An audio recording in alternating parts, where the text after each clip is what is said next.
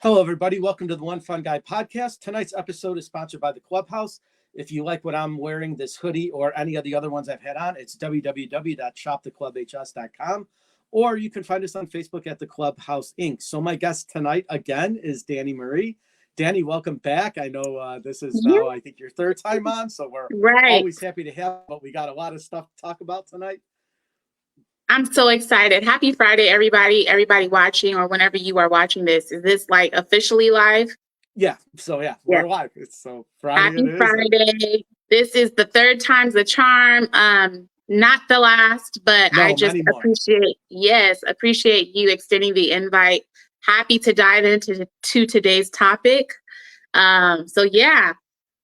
Yeah. So I wanted to touch base. I know we were talking a little bit earlier, but I started a new podcast and I've been having a lot of difficulties, not difficulties in a bad way, right. But when you've built a brand that everybody kind of recognizes, like the One Fun Guy podcast, right. I started a podcast called The Pod Cult, where me and my buddy talk about music and we intertwine our lives and concerts and musical experiences we've had. But we are back to square one. It is ground zero again. So I thought it would just be easy because I could have everybody who follows the One Fun Guy podcast say, hey, just follow my new, adventure. And I just thought it would take off. And we hit a wall because we started a new YouTube, a new Facebook, a new Instagram, and a new StreamYard.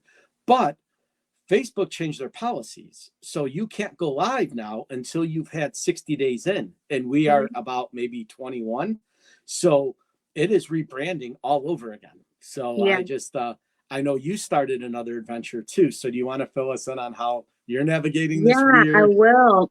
So first of all, shout out to you and your friend. I know you talked a lot about music and wrestling when you were on my platform. So I know how much you love music. So that's cool to have that exchange with your buddy on the podcast. Then to have all of the knowledge and experience that you have with podcasting and then have to kind of slowly pace yourself into this new venture, I can only imagine what that feels like having to start over and do the baby walk all over again. And then, for those of you who are not familiar, Facebook changed their rules. They want to keep people on their platform. And there's other reasons for the change.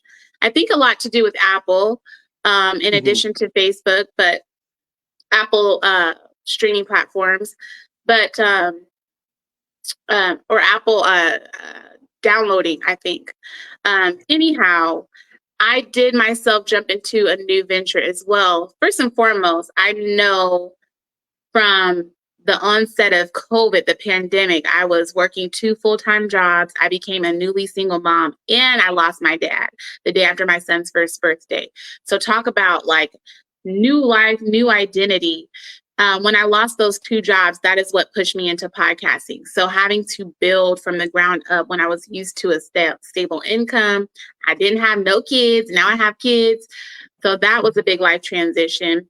And then I think the venture you're talking about as of recently is a lot to do with me deciding, number one, I was doing my podcast on YouTube. Now, since I'm a coach, I've been telling people you need to have a podcast on Apple and Spotify. So I recently put my podcast behind Apple and Spotify platforms. And then I'm also doing another venture called Talk Tacoma. So before it was podcasting for newbies, where I was talking a lot with newbie podcasters about their platforms. Talk Tacoma is specifically about my hometown, people who live where I live, they have a business, or they talk about wellness, education, career. Those are the topics we talk about. So having to, like you said, start anew and build from the ground up is no easy feat. And the learning curves. So I always tell people, and we've talked about this too on the podcasting for newbies, right? Like our advice as a podcaster is to tell everybody just to hit the play button, right? If you have any ambition of starting a podcast or starting anything online, the first step you have to take is to do it, right? You actually have to take the initiative and just go for it, right? Agreed. But now I think that because podcasting became such a unique platform, where I think it's now a saturated market where pretty much anybody can podcast, which is basically a phone now. Before podcasting, it was vlogging, right? People would vlog. They would take them, their themselves around their daily lives. So in their Right. city, at their job. And that was kind of like the precursor to podcasting, where you had a topic, a subject, and what you were trying to accomplish while you were doing it. And so now my theory has changed in the podcast world, because I tell people to have a idea that you want to go with, right? Like, I've never scripted any of my podcast. I always take notes. I have my notebook here, but I don't ever want to say, this is what I want to talk about, and it's only going to be this. Like, I like having the conversation style where it flows naturally, where you can kind of get off topic, or if something pops up, you can kind of go in that direction. Now, I have things that I want to talk about, but I Right. don't like having a script. But I think now, if So you're a you new have an podcast, outline versus a script, right, like you have points correct, versus full on scripting of beginning, middle, and end. Got you. right. And I think now, because podcasting has become so popular, my attitude has changed now, because I tell people that want to start podcasting, they're like, hey, what do you do? And I said, listen, get an idea, have some guests lined up before you go, because you don't want to start it and then not have anybody to talk to. Now, you can sit in front of the camera like a mirror and talk for an hour, right? People do it on TikTok all the time. They go live and they basically have a conversation with themselves in front of the world. But that's a very different concept than having a conversation with somebody that's with you. So now I've kind of changed my philosophy. So people ask me, what do you suggest? And I say, having people that you can go live with is now should be your number one goal, right? If it's the same person over and over again, it doesn't matter, as long as you have somebody with you, because unless your life is super interesting or you have something really to contribute, no one's going to listen to you.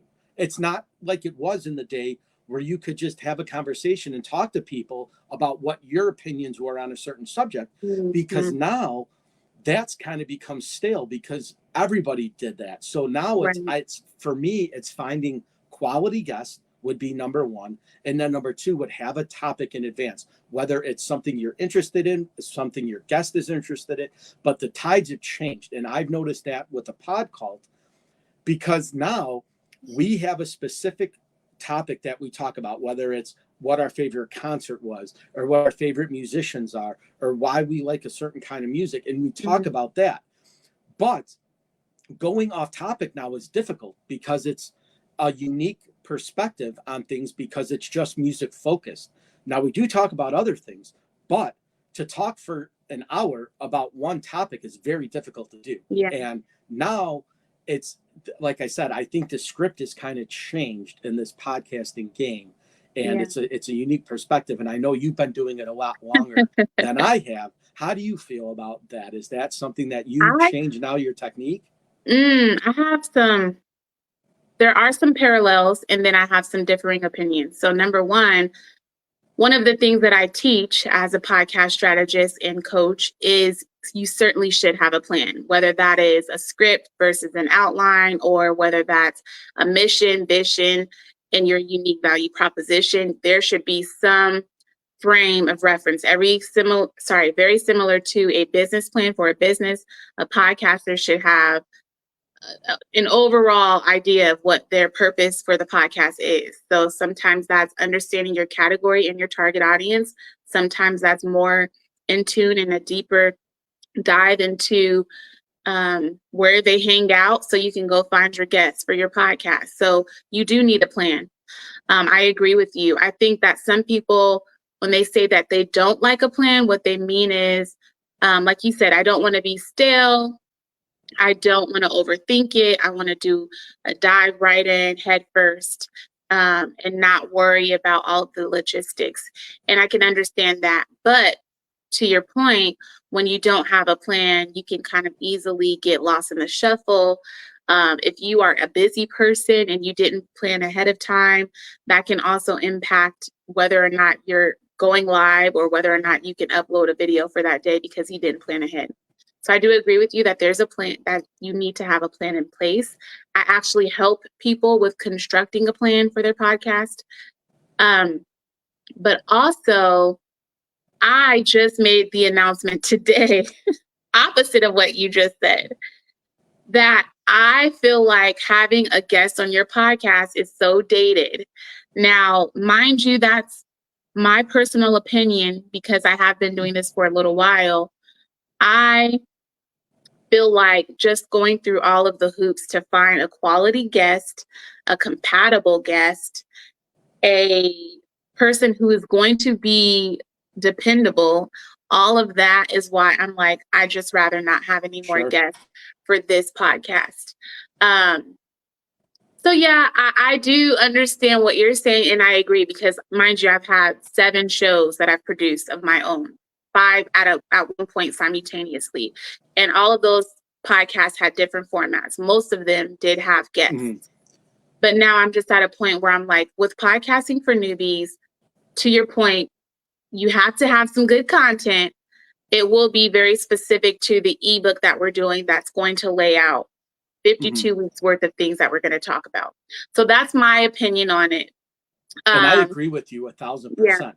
Yeah. My initial thought process, though, is that having a guest is a better hook, because then once you've established yourself, going live on your own is not a big deal. Because That's like I good. said, it's very difficult to talk about a certain subject for more than a half an hour where Yeah. you want to get the quality time in, right? Because anybody can go live for 3 minutes and say, oh, today I'm going to do this, and tomorrow I'm going to do this, and next week I'm going to do this. But Right. when you start having to have a conversation with yourself, basically, it's kind of, it can get to a night, you know, if you don't have a structure or you don't have an idea of what you want to talk about, now you just start going off the rails. It's, you Yeah. know, you have to kind of come back to a certain topic.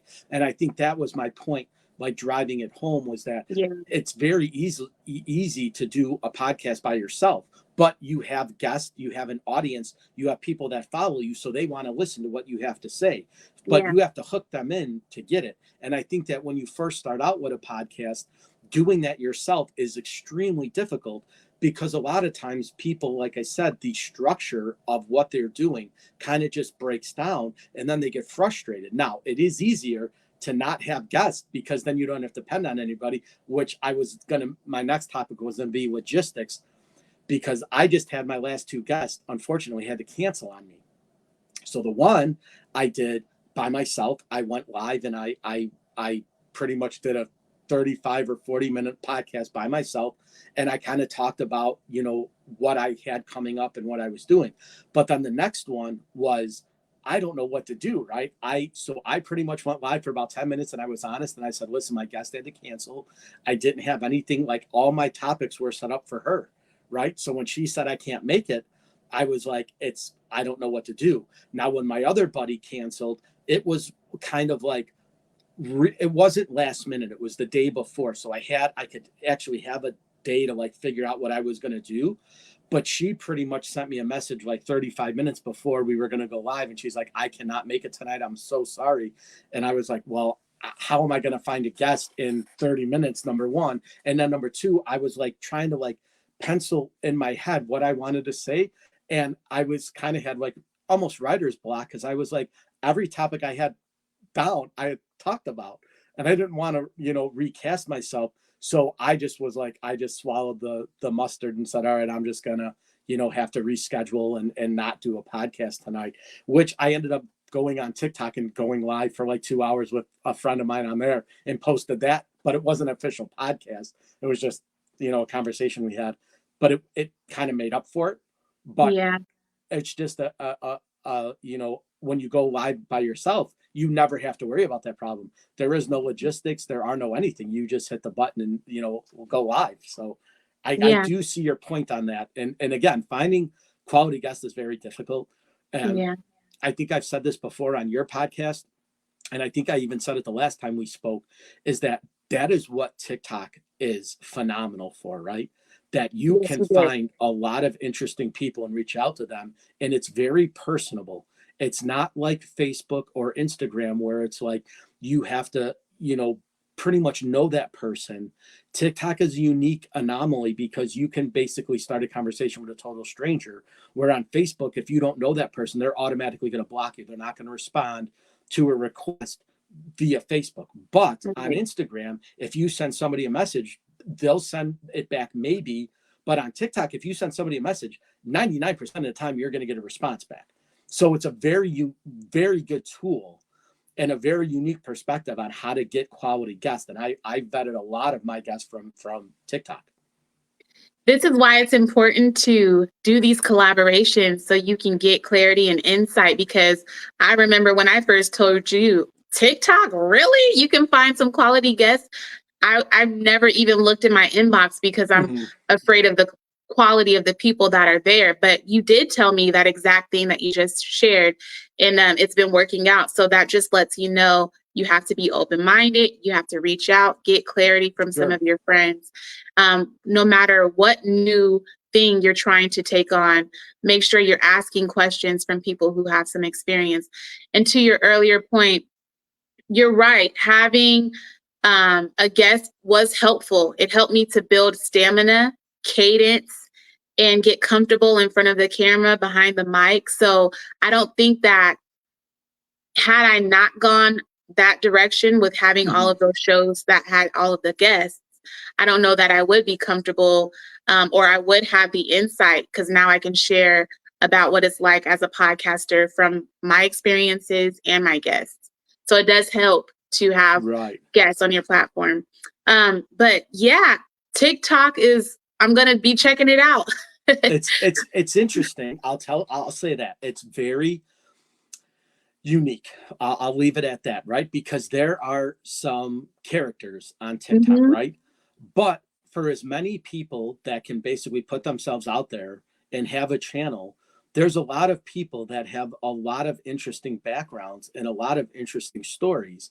And when you ask them about being on a podcast, their attitudes are like, well, why would you want to talk to me? I'm nobody. Like, why? And I'm like, but you have a story. You lived on this earth for however many years you've been alive. You've had some interesting conversations with people. What you have done has been amazing, right? So you do have some insight and you do have stuff to output in. So it's not just the musicians or like the rock stars that I find on TikTok, but it's also genuine people. And, you know, that's kind of how you have to vet your audience on TikTok, right? Like, we understand that not everybody's going to respond to you, but if you start liking somebody's post and you start sending them messages and you start, you know, introducing yourself to the idea of being a guest on a podcast, a lot of people have come around in the last few months where when I first asked them, they said, absolutely not. I would never be able to do it. And then I'm like, listen, when you're ready, let me know. And then all of a sudden I'll wake up one day and I'll see a message in my inbox that says, hey, are you still doing the podcast? Yeah, I changed my mind. I'd like to be a guest. That's and awesome. So I'm like, all right, perfect. Let's set it up. We'll talk. We'll have an interview. We'll basically, like, you know, I don't want to put you on the spot. And I was like, we'll have just a conversation. And if it's not something you want to do or you want to talk about, we go. And then that's, from my perspective, I always lay it out on the table, right? I know you kind of have a great, you know, setup for how you kind of are able to maintain your audience with a questionnaire that's phenomenal, right? Like, you put a lot of hard work into that to get ideas and perspectives. Where mine I like your approach too, though, because you have it very personable, where you actually gave somebody your phone number and was like, give me a call. Let's talk first. Yeah. And so my buddy, so there's a guy that I follow. He's kind of a mogul on Instagram and TikTok. His name's Dominic Izzo.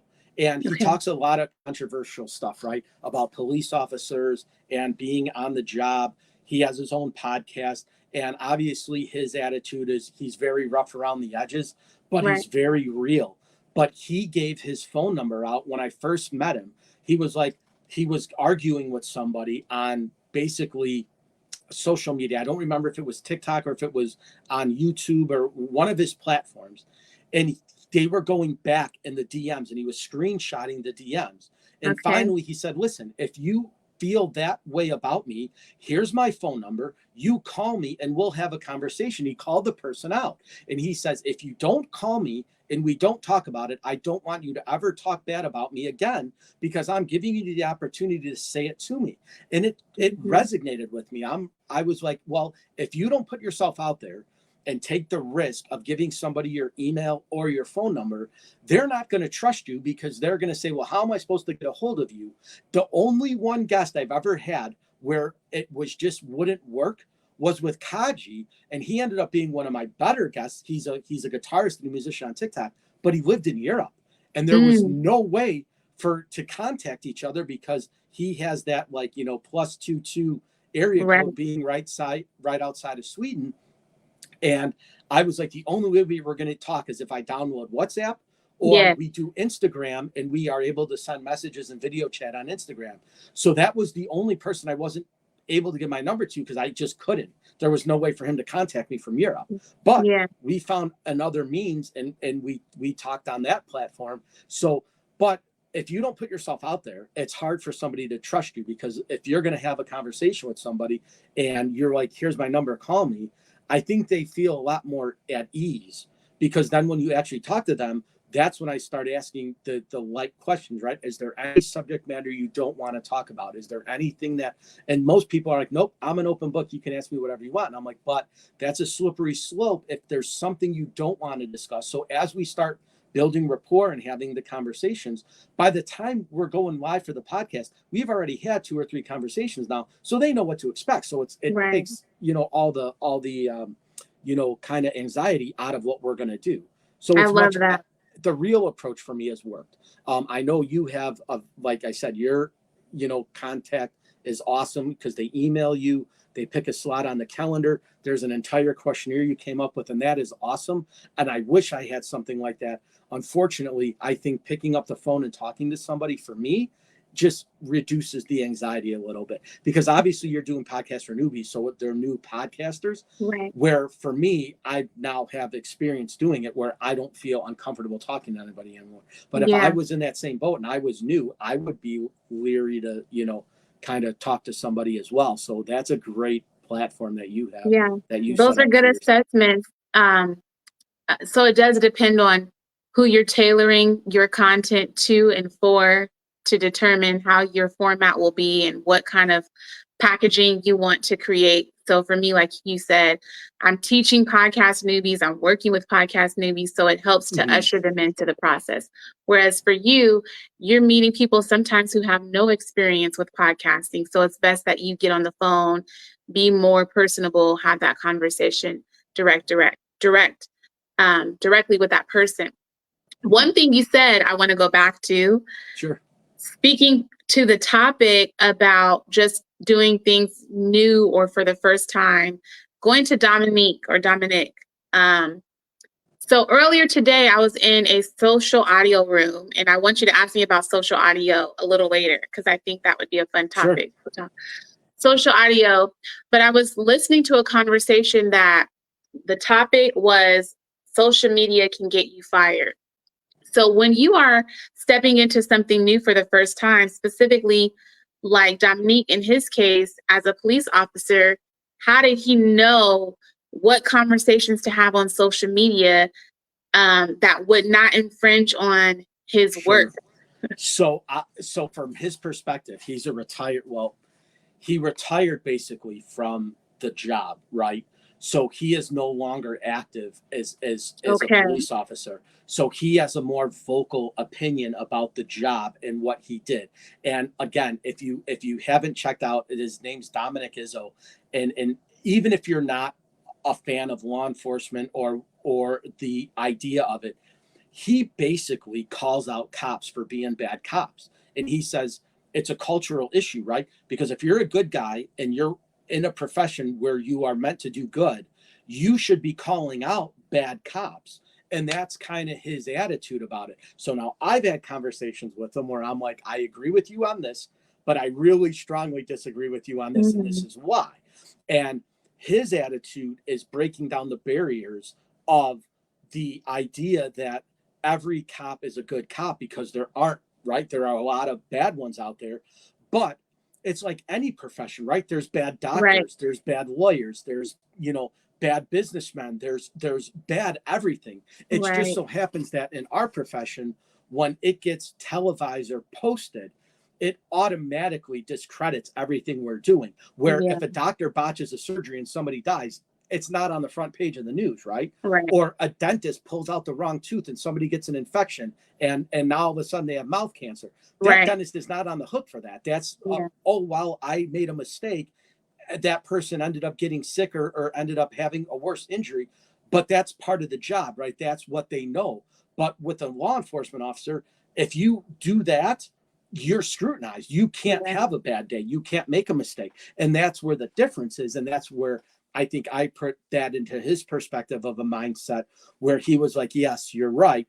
But then also all the stuff that we've been kind of scrutinized about as well. So Dominic has a unique perspective on it, but he was one of the first guys that I came across where it was the first time I had ever seen. Now, I won't say that in terms of like, because there are other people that do podcasts that say, hey, call in, and they create a fake number, or they have like Right. a business line, and they'll be like, oh, if you want to be a guest, call me at this number, right? And it's just some generic number. Dominic gave his personal number. He's like, call Wow. me. And if you don't want to call me, then you have no ground to talk anymore. And I Right. was like, wow, that's kind of risky, right? That you're Yeah. giving your own personal number to somebody. But at the same time, it was kind of like a big middle finger to the person he was having an argument with, because he's like, if you don't have the guts to call me and talk about it, then I don't want to hear from you anymore. And that resonated with me. And I was like, how personable do you have to be? Now, he was really upset at this person, right? It wasn't going to be a good conversation when the guy, if he ever called the number, it wasn't going to be like, hey, let's go out and have some drinks and talk about Right. this. It was going to be a yelling match from the get-go. But Right. he took the perspective of like, if you're going to be basically a keyboard gangster and start talking, here's my number, call me. And That's I'll what I record. love. Yeah. Yeah, so I took that approach, and obviously, my email is always available, right? It's onefunguypodcast@gmail.com. I always say that, right? But for my number, if I have rapport with you, I don't mind giving it to you, right? Like, I don't have a problem doing that. Obviously, I don't Right. post it and like hand it out, but it's the only way I feel that somebody's going to be comfortable. Where if they have any type of resistance to being on my podcast, and I give them my number and I said, listen, just call me when you have a chance. We'll talk for a couple minutes, or we can FaceTime. I think that builds the rapport and the comfort level of somebody saying, listen, I was very nervous. Now I'm not so nervous. If Yeah. this is what it's like, I could definitely do it. And I'm like, this is what it is. It's basically a FaceTime conversation with an audience to watch, right? That's really it. It's me and you. There's nothing behind the camera except my wall, right? And Right. nothing behind me. It's not like we're in a social setting. So once you tell somebody from that perspective, they're like, oh, well, that's not so bad. I'm like, exactly, right? So it's easier to maintain. So Yeah. So I like the fact, going back to Dominique, that he retired and now he's using his platform, doing something new, so to speak, stepping sure, into podcasting. And I just like your approach, that the fact, going back to how personable you are, to bring and usher in new people into this podcasting industry, into this podcasting space. And I love that as a podcaster, you can create a platform and you get to set the narrative, you get to set the sure. tone. So in Dominique's case, like, hey, I'm going to come at you, and this is what my platform is for. It's for me to be able to have a voice. And if you have a problem with it, come at me. Right. And Whatever so, that looks like. and touching on what you said before, right? Getting yourself in trouble with your job is a very real thing, right? Yeah. I always tell on my podcast, the two things I never talk about as a topic are religion or In politics. politics, Yeah. because everybody has their opinion, and you're not going to change their mind in a Right. 25 or 30-minute conversation. Now, if somebody talks about religion or politics, I don't mind addressing the questions, but I will never have the focus of my podcast be political or religious. Now, I know there's some people who make a living having political podcasts, right? Dan Bongino does it. Jen Paskey does it. There's a lot of people that do it, right? On both ends Right. of the spectrum, whether you're Republican, Democrats, conservative, liberal, that's their focus. But that's also their livelihood. That's what they're getting into. So most of them are self-employed. They don't have any issues about it. But when you start going down that path, that's, I think, where people get in trouble at work, or, their bosses start to catch on about what they're doing and what they're Right. saying and how they're operating, which is a very slippery slope if you are new and you have an image to uphold, or you want to maintain a certain level of dignity at this point, right? Right. That you're not making a complete fool of yourself, because obviously being a podcaster is, you have opinions, you're an opinionated person, Right. and that's what but sometimes those opinions can get you into some hot water with the very wrong people that might come across it. So that is a very real thing. And I think that, a lot of people that do start a podcast need to realize that, right? Now, if you For work for sure. yourself, or you're your own boss, or you own a company, then you could say what you want, because there's nothing, you're not going to offend anybody because you're that person, right? So Mhm. you can be more vocal. But if you are a worker, or you are a manager, and you work for somebody else, and you have bosses or a boss, then yes, you really need to be careful about what you say and what you talk about and the topics that you have. Because yeah, it might be okay on your podcast, but it might offend a group of people that those people do business with, right? And if that comes back Exactly. to your boss that says, listen, you have an employee that has a podcast and they were talking a whole bunch of stuff and we don't align with, and if that's the people you're going to hire, we don't want to do business with you. Now you find yourself in a big heap of hot water, right? And sometimes the employers might not give you a break, saying, hey, listen, you if you don't shut this down and you don't stop, we are going to terminate you. So you Right. pick, you either have your podcast or you work for me. Now that's a very, situational thing, but it's a very real thing, right? It's Depending on what very your real. topic matter is, right? So if you work for a Ford dealership and all you're doing is talking about how great Chevy and Toyota it is, and you're not promoting your business, and people are saying, listen, this guy works for Ford, why is he hyping up Toyota and Chevy and Dodge and all these other companies? Why is he bashing Ford when he works for them?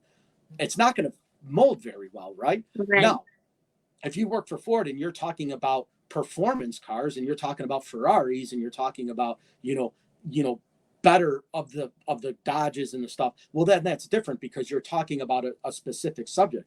But it's a very situational thing, because you work for one company and you're bad mouthing them, and you're saying, well, how bad it is to work for this company, or how they treat their employees.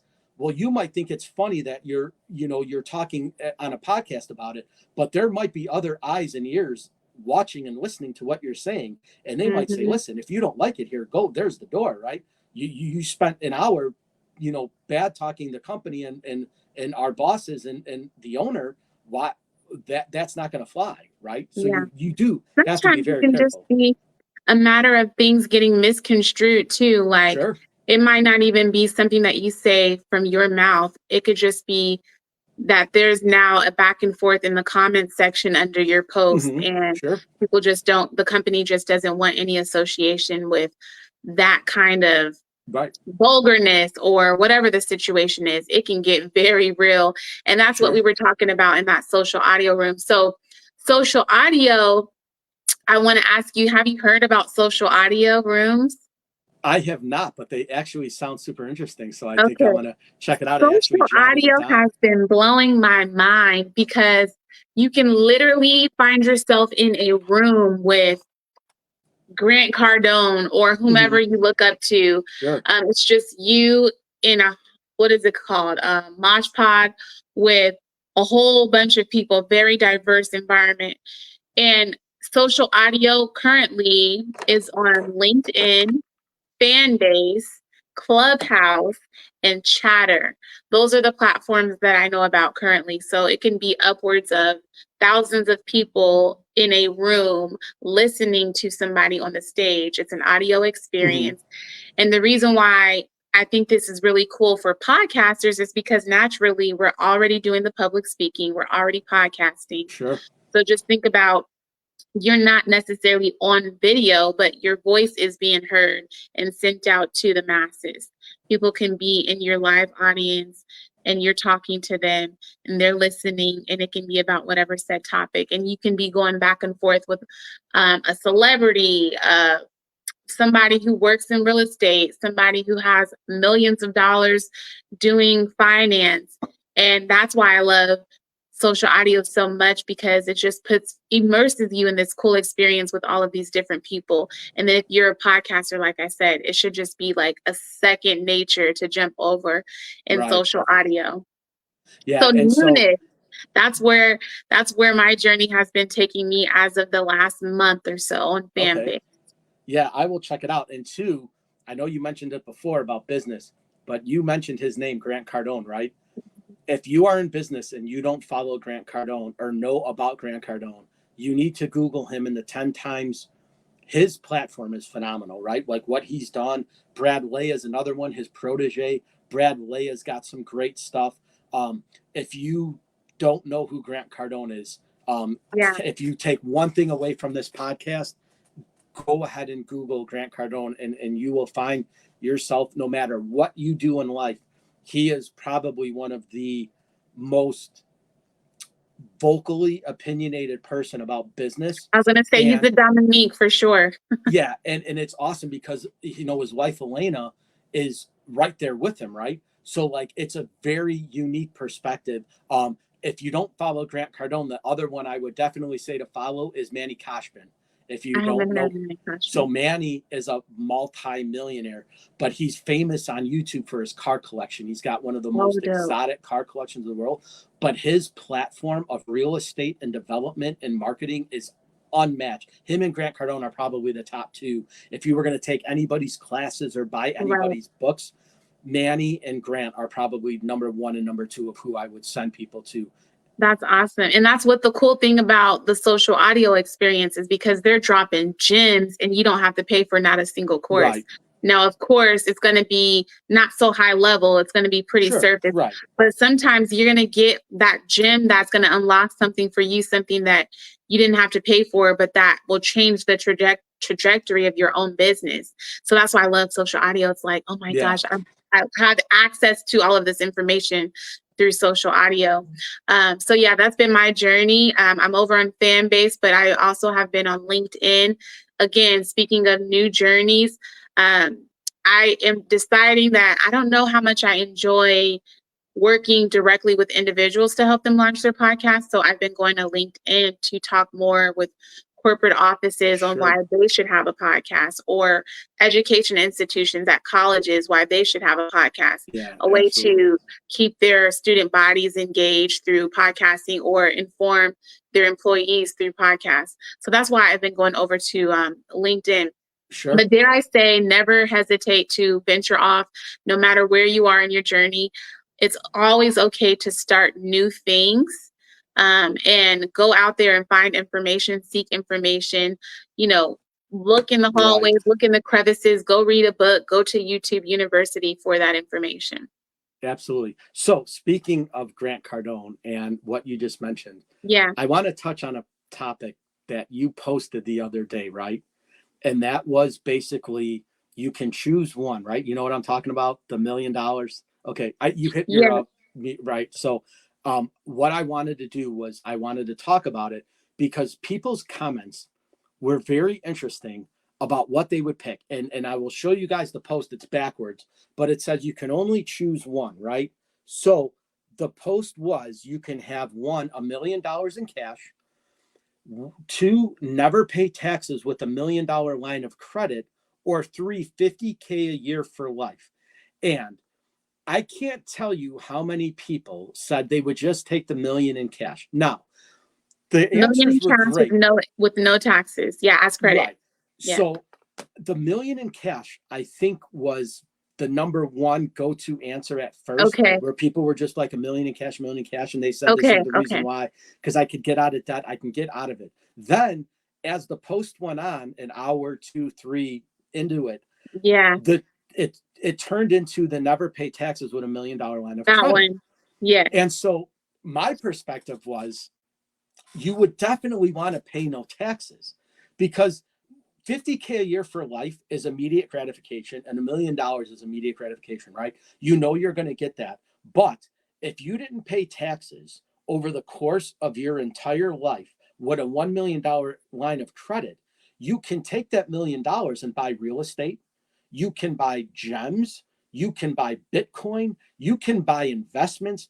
You're not paying taxes on it. So people don't realize that what you gain if you want to cash out, if you don't mature for 25 or 30 years, you get taxed at 35%. Well, can you imagine having that for 15 years and all of a sudden you've Right. made $1 million and you say, I want to take $1 million out and you're not paying taxes on it? That money's free and clear. You've made your million 3 times or 4 times over at this point. And Right. I think people, when they see these things, it's always the immediate gratification, right? Well, if I had Look, $1 million in cash now, I could pay all my debt. I could pay my mortgage. I could pay my car. I could have a savings account and I could do that. But every year, you're still paying taxes on your house. You're still paying taxes on the car. You're still paying taxes on the goods you buy. If you never pay taxes and you had $1 million line of credit, your wealth within probably 5 years would be well over $1 million at that point. And I don't right. think people, like, when you ask those kind of questions, their responses are always immediate gratification, right? I would take $50,000 a year for life, right? When you Hey, think I about it, was that person. I have to be fully transparent. I right? was the only person that said, see, $50,000 a year. And then I took the same question to that social audio space to ask everyone, and they were like, no, Danielle, no, Right. that's not correct. To Yeah. your point, it's actually going to be the no taxes and $1 million worth of credit and all of the reasons you just explained. So that's, Right. again, the power of social media and social audio and just having that exchange with people so you can get Yeah. And informed. you know, the thing is that, right? When you watch people, especially like Grant Cardone, he's a good one. And Manny Kashman's a good one too, right? Because they'll tell you, when you pay taxes, you're not just paying the tax once, you're paying a Mhm. multitude of taxes over and over again. And people don't realize that, right? And so, you know, when you buy your house, right, and you put your down payment on it, you're taxed when you buy your house, right? Or your Right, condo or your apartment, right? You pay the initial tax. But every year you pay property taxes. Well, you right, shouldn't have to because you already paid the tax one time. But that's how the cycle perpetuates. So over time, those taxes add up and they keep adding up. And people don't realize that when you're taxed on your basic goods, right? You're not taxed just once, you are taxed again and again and again. And that's how the government works, right? We live in a taxable society. So right, when you think about just your paycheck alone, if you never had taxes taken out of your paycheck and you were able to actually gross what you net, imagine what you would be able to do with right, that extra money. Because most people don't realize that, right? Everything is all pre-tax, right? What do you make pre-tax? Well, I make 50 grand a year pre-tax. That's awesome. But then after taxes, you're not making 50 grand. You're maybe making 38, 37. So you're not even close to the 50 initially. So could you imagine if you never pay taxes and you had $1 million right, line of credit? Your earning potential is through the roof now because all that money's in your pocket. You can reinvest that. Even if you never touched the $1 million line of credit, even if you right. didn't borrow 1 cent from it, all the money you save in taxes alone would within 5 years you'd be a millionaire. If you'd save that money and put it in an account and let it grow, you would gain that double over time. So if you stepped into some newness, what would be the first thing you do? So if I was going to be able to maintain some type of structure, I would definitely follow. Like I would go to the market, right? I would go to um, definitely go to the stock market, right, and see what's gaining, what investments are earning the most, and I would try to portion myself off that way. That would be the first thing I would do. The second thing I would do is once I got into the markets, I would say, okay, what percentage of my money am I willing to negate to make myself more money, right? So that would be the second thing I would do. And then the third thing I would do is once I started gaining a little bit of interest and a little bit of money that I had, I would say, okay, I would sit down with either a tax attorney or just a lawyer in general and say, okay, what do I need to do to keep my money, right? So that nobody else can take it from me, because you want to protect your assets, you want to protect your wealth, you want to protect all of that stuff, right? And without it, if somebody walks into your house and trips, they can sue you and take everything you just earned. So I would definitely have a structure, and I would get some help from the outside to say, okay, I've made an X amount of dollars. How do I keep this money? And then how do I make that money grow for myself? So those would be the first three things I would do. As Oh my I would gosh. And I wouldn't throw everything into the market, right? I wouldn't say, okay, I have $1,000. I'm spending all $1,000 and buying stocks. That's not what I'm saying, but I would watch the trends, right? See what is going up and what is going in and say, okay, well, maybe I could take $100 and buy this one share now because in 2 months it's going to get me $150. And in 3 months it's going to be 200. And in and then that way you could say, okay, now I can spend an extra $200 and put it back into it. Now that 200 is gaining 300, 400, 500, and so on and so forth. You don't want to buy a stock that's going to tank, right? So you watch the market for a few days. That's what I would do first and foremost, and just to see where I can invest a little bit of money. And then what I would do is once I started getting money, I would take it back. Now, I'm not saying not to pay your bills and not to, forget about all real life, right? And just invest. Obviously, everybody has bills and expenses that they need to take care of. But if you had a little bit extra at the end of the month, if you could find something that will grow that, even if it's $1, and you can turn that dollar into $1.02, and then that $1.02 goes to $1.04 and $1.06, over time, that's going to add up. So once you hit $2, double your money, right? Take that $2, throw $2 more in. Because now you have $2. That's going to make $4, going to make $8, going to make $12, and so on and so forth. Once you get to the point where you can start doing that with hundreds and then thousands, now your volume's set. And over the course of 20 years, when you're working, when you retire, you can say, okay, I just spent all this money in the market. I have $75,000 or $80,000 in there. Now I can buy my dream truck. I can buy my boat. I can buy a down payment on a better house. And it's nothing that you've sacrificed. It didn't, take any food off of your table. It didn't go into your expenses. It didn't go into that. And another thing too that they always talk about as well is that Americans, especially, we spend our money on stupid stuff, right? Most people will go out and buy the new iPhone when it comes out next month, right? They will spend $1,300 on it. When they have a phone that works and does everything, they always want the new and the better. And it's not always new and better, maybe new, but not necessarily better either. And we're cultured to that fact that like we have to trend out, right? Like Americans are trendy. They want to buy the best of what they can. So instead of buying the $30 Adidas shoes, they want to buy the $200 Nikes because that's what is popular. And I think that's where if some people just stepped back and said, listen, I would love to buy that $75 Armani shirt, but I could buy the $30 Hanes one. I would rather put $45 in my pocket than to buy a shirt that somebody's going to see and not even know that it's an Armani shirt, right? Now, if you have the money to buy Armani, right? If you make $300,000 a year and you can buy a $100 shirt and it's no sweat off your back, by all means, do it.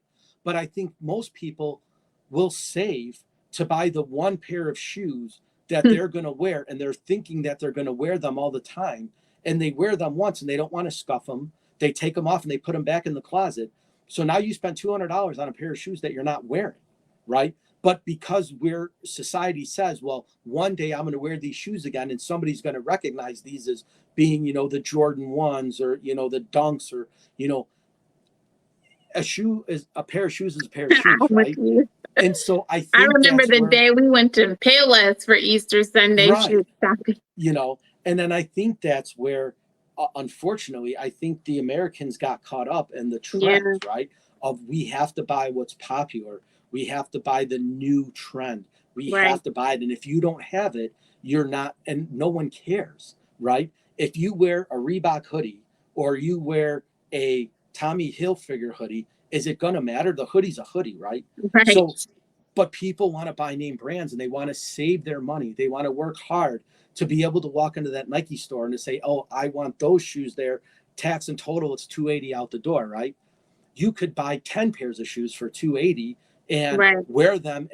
But we are so focused on stuff that we need where it's like you want to purchase something and you want to save for it. And you want to buy it and you want to make sure that everybody knows you have it.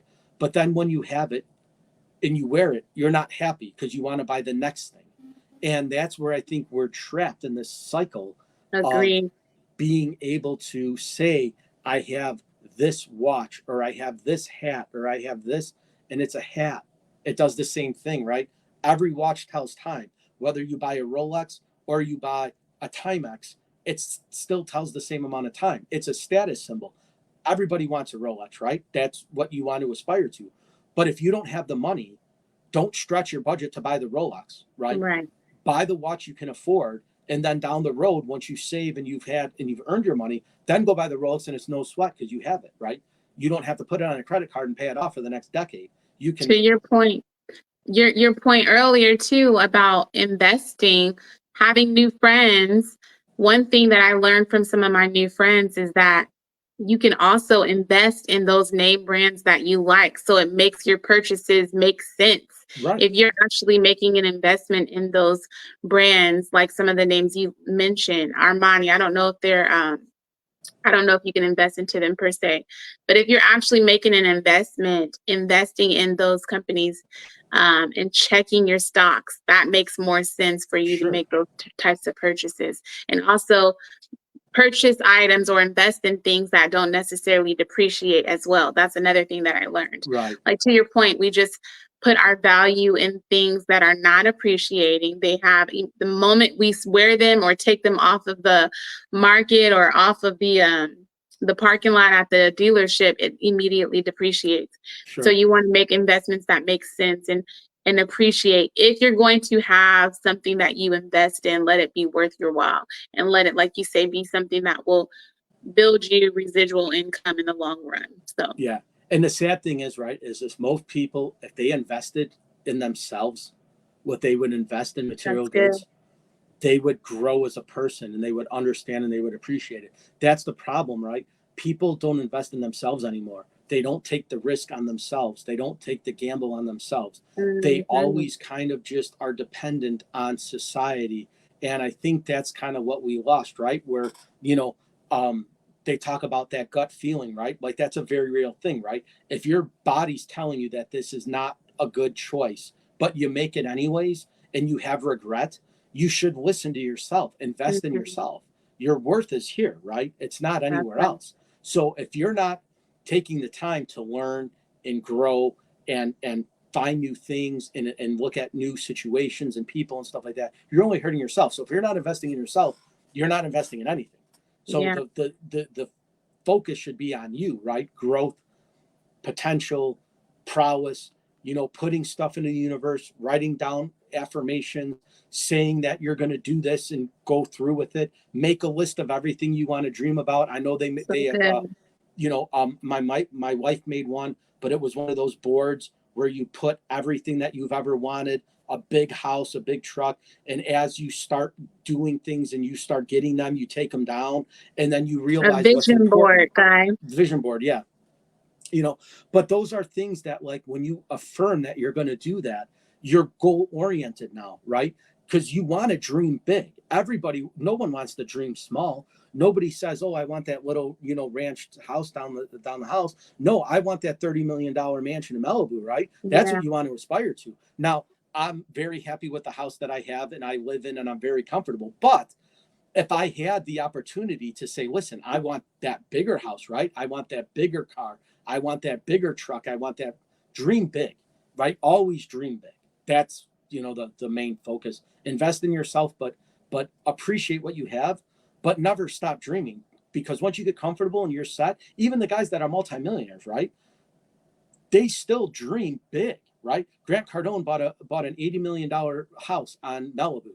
It overlooks the ocean, and they did a house tour with him, right? And he said, "Why do I need a TV? This is my view." And it was the waves crashing in his backyard. So Yeah, to your point, if you're going to step into something new, you have to be okay with departing from the old.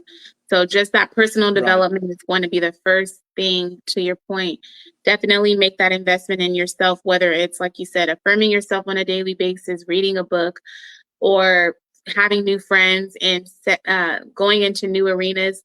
You definitely need to depart from the old to get to the new. So I love that sure, you left with that remark. I want to ask you one last thing, because I know we're wrapping yeah. up, but what new things are you looking forward to with the new venture you have with your buddy on the podcast?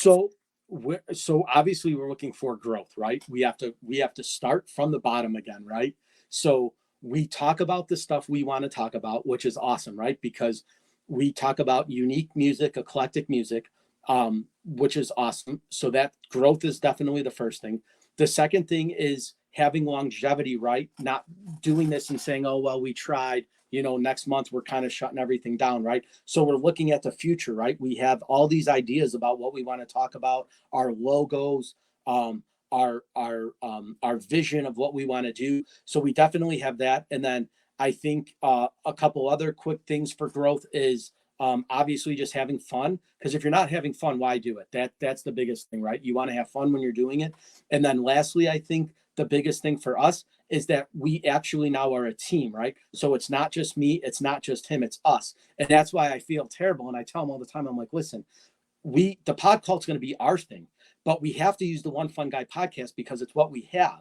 But once we start growing and we getting there, having a team is awesome. But like we mentioned earlier, it's just us two. So we might have a guest down the road, but we don't need one because we feed off of each other. So it's our show. So it's awesome that we're able to do that and have fun together when it's no sweat, because we know we're going to pick a date and time and we're going to do it, and that's it. So it's great. So that's the I love it. Growth and fun were definitely the ones that resonated with me the most. And same for me on my trajectory, on my path. I'm looking forward to the same things with social audio experiences and doing the Talk Tacoma podcast and growing podcasting for newbies. At least for these next 2 seasons, I'm going to test out my theory. No guest on that podcast. Nice. But so yeah, you know what we should do, since we're wrapping things up now, is how about we would plan a date next month, or maybe even in October, and yeah, let's do a check-in. We'll talk about your Tacoma podcast, and we'll Yeah. see what's going on with that. Tell us about how you set it up, what you do, if you take us around town, if you talk about some interesting points, if you and do that, because that's super interesting, right? Because a lot of people don't even know what's in their own backyards. That's so true. And another reason why I felt compelled to do the podcast, because now that I have a 4-year-old and a 2-year-old, I'm like, I really don't have a lot of fun things to say about my own hometown. Sure. So if I'm going to be raising my kids here in Tacoma, I need to be able to say, like, what did I get from living here, and what kind of history and legacy do I want to leave? So that's important for me. So I'm excited to come back and return next month to share how that journey that'd be awesome, because that's the same thing, right? Like, people don't even know the restaurants in their own towns or coffee shops and stuff like that, right? And it's like, get out, go see the world. It's what we're here for, right? I think so maybe you could bring a taste of Tacoma to the world, and we'll do it next month, and we'll talk about your adventures and what you got going and what we're doing. I'd love to hear about it. I'm totally game. Awesome. Well, thank you so much, Dani, for being a guest. I know we went a little bit longer than we normally do. We usually stick, but it's been fun. I will see you next month. Everybody on the One Fun Guy podcast, thank you so much for tuning in. I will see you guys next week. And Dani, thanks again for being an amazing guest. You're awesome as always. So we'll talk soon. Thank you. Thank you. All right.